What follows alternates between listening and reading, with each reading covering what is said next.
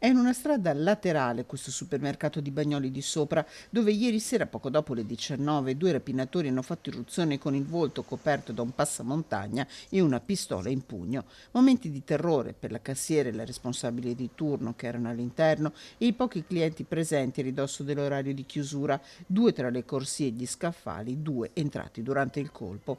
Sotto la minaccia dell'arma, la cassiera è stata costretta a raccimolare i contanti presenti e poi ad accompagnare i due nell'ufficio dove la responsabile ha aperto la cassaforte. Nel frattempo i clienti sono stati chiusi in uno stanzino e fatti mettere a sedere immobili pochi istanti, durati un'eternità per i presenti. Arraffato il bottino, che si aggirerebbe intorno ai 3.000 euro, i banditi sono fuggiti, facendo per ora perdere le tracce. Il quarto assalto a un supermercato nel giro di poco più di una settimana e ci avviciniamo a Natale e davvero sta crescendo la preoccupazione. Due colpi messi a segno in città, uno a Monselice, qui il rapinatore, un 38enne italiano che aveva agito armato di coltello, è stato arrestato. Sotto shock clienti e dipendenti del supermercato di Bagnoli di Sopra, con una delle cassiere che non è riuscita a trattenere l'emozione.